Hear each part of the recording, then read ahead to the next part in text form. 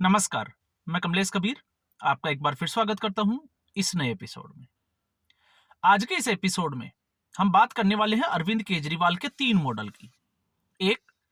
शिक्षा का मॉडल, कट्टर ईमानदारी का मॉडल और एक सत्येंद्र जैन का स्वास्थ्य का मॉडल। और इस बार दिल्ली विधानसभा चुनाव में आपने देखा होगा 10 साल से लगातार अरविंद केजरीवाल छाती पीटते थे कि उनका शिक्षा का मॉडल देखिए, शिक्षा में वो क्रांति लाएंगे, स्वास्थ्य की वो हमेशा बात करते थे और एक ईमानदारी की बात करते थे। तो पिछले 4 से 5 साल में 2020 के बाद में लगातार अरविंद केजरीवाल इन्हीं मुद्दों के ऊपर जो है वो एक्सपोज होते चले गए और इस तरीके से एक्सपोज हुए कि जो ईमानदारी का मॉडल था उसकी साख पर बट्टा लगा भ्रष्टाचार के मामलों से। और एक बार नहीं, लगभग दर्जन भर जो है वो मंत्री और एमएलए भ्रष्टाचार के अलग अलग मामलों में जेल की हवा खा चुके हैं, तिहाड़ जेल जा चुके हैं। फिर हम आते हैं स्वास्थ्य के मॉडल की। तो स्वास्थ्य के मॉडल पे आपने देखा जिस तरीके से कोरोना के समय ऑक्सीजन सप्लाई को लेकर हो, क्योंकि अरविंद केजरीवाल व्यस्त थे शीश महल बनाने में, और उसके बाद में जिस तरीके से जो लैब टेस्ट हुए मोहल्ला क्लिनिक में, उसके नाम पर एक बड़ा घोटाला। तो इससे जो है वो स्वास्थ्य का जो घोटाला हुआ तो स्वास्थ्य के मॉडल की हवा निकल गई, पंक्चर हो गया। फिर बचा शिक्षा मॉडल। तो शिक्षा के मॉडल में जब अरविंद केजरीवाल विधानसभा के पटल पे ये कहते हैं कि अनपढ़ राजा की स्टोरी सुनाकर नरेंद्र मोदी को टारगेट करने के लिए, क्योंकि उनको पता है कि विधानसभा में अगर कोई बात रखी जाती है तो उसके खिलाफ जो है वो कोई कोर्ट नहीं जा सकता। इसका फायदा जो है वो अरविंद केजरीवाल ने उठाने की पूरी भरपूर कोशिश की और बार बार जो है वो जनता के टैक्स का जो पैसा था वो विधानसभा सत्र, विशेष सत्र बुलाकर इस कहानी के लिए जो है वो इस्तेमाल किया जाने लगा, फूंक दिया जाने लगा, जिसमें अरविंद केजरीवाल जब भी विशेष सत्र बुलाते थे, दिल्ली का राजा, वो हमेशा बात करते थे कि दिल्ली के मालिक हम हैं, एलजी को हमारे सिर पे बिठा दिया, या फिर अनपढ़ राजा की कहानी। लेकिन कभी उन्होंने मनीष सिसोदिया की जो डिग्री है उसको सार्वजनिक नहीं किया, कभी उन्होंने भगवंत मान की डिग्री को सार्वजनिक नहीं किया। और जब मनीष सिसोदिया की आप विकिपीडिया पे जाके अगर सर्च करोगे तो भी आपको अंदाजा नहीं लगेगा कि मनीष सिसोदिया कितने पढ़े लिखे हैं।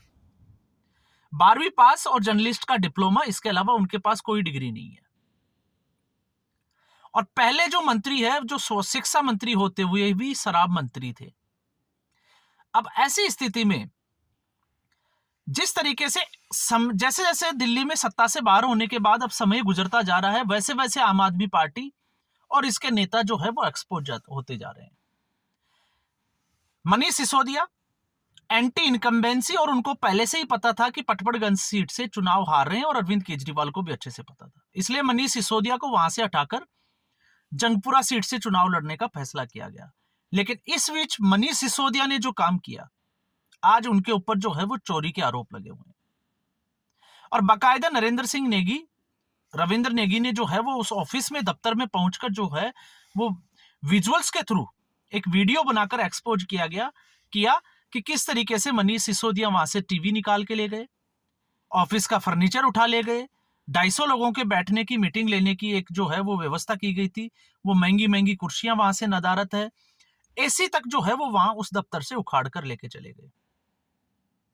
और उस दफ्तर के नाम पे सिर्फ जो है वो दीवारें खड़ी है। तो ये मनीष सिसोदिया के ऊपर बड़ा आरोप लगा हुआ है। और दूसरा आपने देखा होगा, इसके पैरेलल अगर आप देखोगे तो शीश महल, तो शीश महल के विजुअल्स भी आपने देखे होंगे कि किस तरीके से सुख सुविधाओं का ध्यान रखा गया।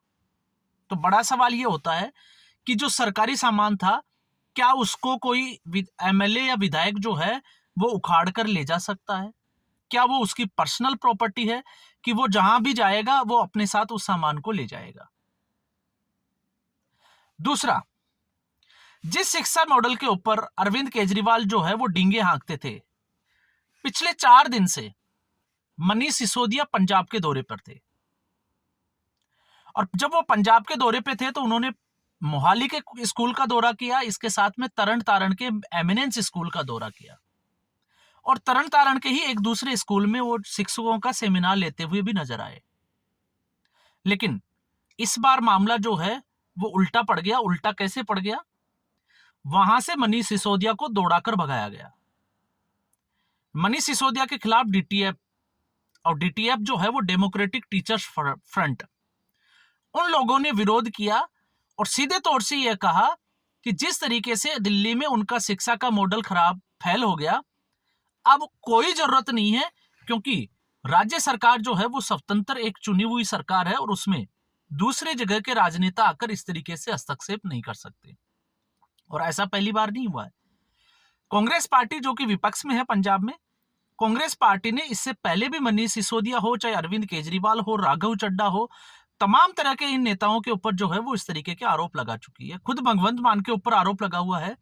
कि वो अपने विधायकों की, अपने कैबिनेट की जो मीटिंग होती है वो खुद नहीं लेकर अरविंद केजरीवाल दिल्ली बुलाते थे और उनकी मीटिंग लेते थे। जब मामला सुर्खियों में आया तो उसके बाद में ये कैबिनेट मीटिंग जो है वो दिल्ली में होना शुरू हुई। और इस बार भी आपने देखा जिस तरीके से पंजाब के मंत्रियों और विधायकों की मीटिंग दिल्ली में ली गई। तो इसके लिए इसको लेकर जो है वो विपक्ष हमेशा से हमलावर रहा है अरविंद केजरीवाल के ऊपर।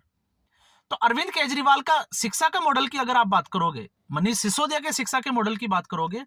तो फिर मामला यह भी आ जाता है कि क्यों पंजाब के जो शिक्षक थे उनको विदेश में ट्रेनिंग के लिए भेजा गया, उनको दिल्ली क्यों नहीं भेजा गया, अगर मनीष सिसोदिया का शिक्षा का मॉडल इतना ही स्ट्रांग था तो। और अब सवाल उठ रहे हैं कि मनीष सिसोदिया किस हैसियत से पंजाब में आकर जो है, और वो भी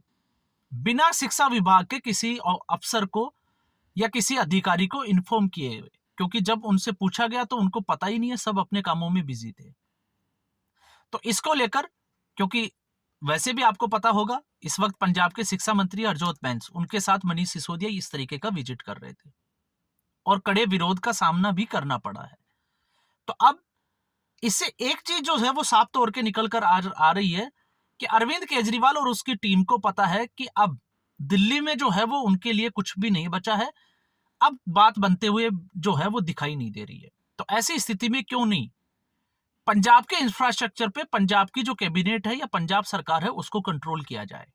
क्योंकि पंजाब एक स्वतंत्र सूबा है, यहां पर वो कुछ भी करेंगे तो शायद केंद्र सरकार की नजर में नहीं आएंगे, क्योंकि दिल्ली का मामला थोड़ा उलट है। कुछ शक्तियां जो है वो केंद्र सरकार के पास है,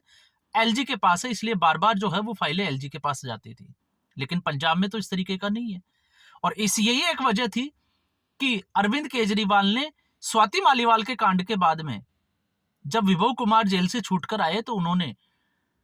जो सीएमओ था पंजाब का, मुख्यमंत्री जो कार्यालय, उसमें शिफ्ट कर दिया लगातार जो है वो मॉनिटरिंग करने के लिए। तो मंसूबे जो है वो आम आदमी पार्टी के किसी भी नेता के हो, अरविंद केजरीवाल ही नहीं, जिस तरीके से अब मनीष सिसोदिया को भेजा गया है, फिर कभी जो है वो किसी दूसरे नेता को भेजा जाएगा, तो इससे साफ तौर से दिखाई दे रहा है कि अब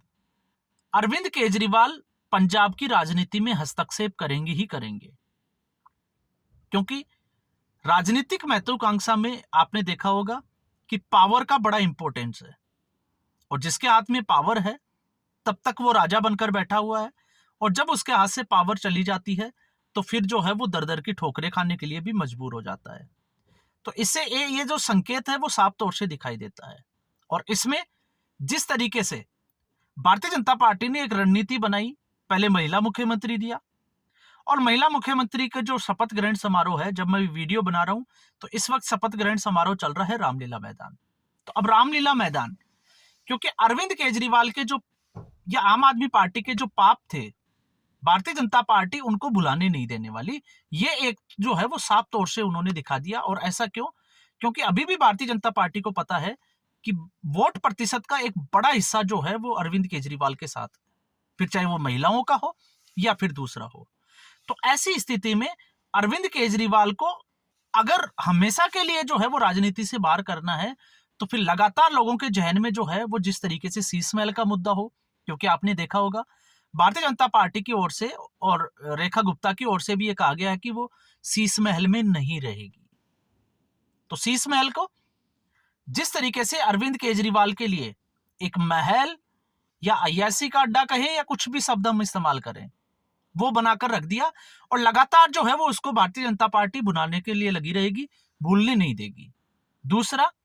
यमुना नदी जिस तरीके से जो है वो कायापलट का काम शुरू हो गया, तो अरविंद केजरीवाल की सांस, जिसको कहें कि सीने के ऊपर सांप लौटाने के लिए भारतीय जनता पार्टी बड़ी प्लानिंग कर चुकी है। और फिर उसके बाद में